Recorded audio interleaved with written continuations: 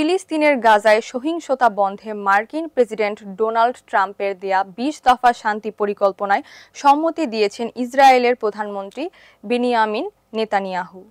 সোমবার ২৯ September white হাউসে দুইজন বৈঠকে এ সিদ্ধান্তের কথা জানান নেতানিয়াহু। তিনি বলেন, গাজা যুদ্ধ বন্ধে আপনার ট্রাম্প পরিকল্পনাকে আমি সমর্থন করি। বিস্তারিত থাকছে ডেস্ক রিপোর্টে।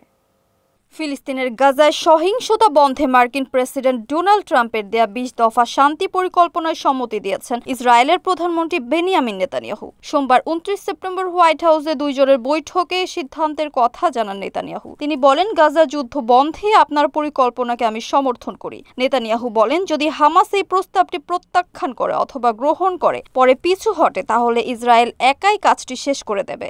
সহজ অথবা কঠিন যে কোনো পথেই এটি করা হবে। প্রথমত সহজ পথকে অগ্রাধিকার দেব, কিন্তু এটাই করব। প্রেসিডেন্ট ট্রাম্পের ঘোষিত গাজায় ইসরায়েল হামাস যুদ্ধ বন্ধের জন্য ২০ দফা পরিকল্পনা প্রকাশ করে হোয়াইট হাউস। নেতানিয়াহু গাজায় যুদ্ধবিরতির ধাপগুলো ব্যাখ্যা করেন। প্রথম ধাপে ৭২ ঘন্টার মধ্যে সব জিম্মি মুক্তি দেওয়ার পর আংশিকভাবে সেনা প্রত্যাহার করা হবে। পরবর্তী ধাপ হবে একটি আন্তর্জাতিক সংস্থা গঠন, যার দায়িত্ব হবে হামাসকে সম্পূর্ণভাবে নিরস্ত্রীকরণ করা এবং গাজাকে সামরিকীকরণ মুক্ত করা। যদি এই আন্তর্জাতিক সংস্থা সফল হয়, আমরা স্থায়ীভাবে যুদ্ধ শেষ করতে পারবো। এটি প্রকাশের কয়েক মিনিট পরে হোয়াইট হাউসে পরিকল্পনা নিয়ে ভাষণ দেন ট্রাম্প। সঙ্গে ছিলেন ইসরায়েলের প্রধানমন্ত্রী বেনিয়ামিন নেতানিয়াহু। ট্রাম্প জানান, ইসরায়েল সহ অন্যান্য দেশ তার উপস্থাপিত কাঠামো গ্রহণ করেছে, তবে এখনও এই প্রস্তাবে সম্মতি জানায়নি হামাস। স্বাধীনতাকামী গোষ্ঠীটি এই প্রস্তাব না মানলে ইসরায়েলের যে কোনো পদক্ষেপে যুক্তরাষ্ট্রের পূর্ণ সমর্থন থাকবে বলেও ঘোষণা দেন ট্রাম্প।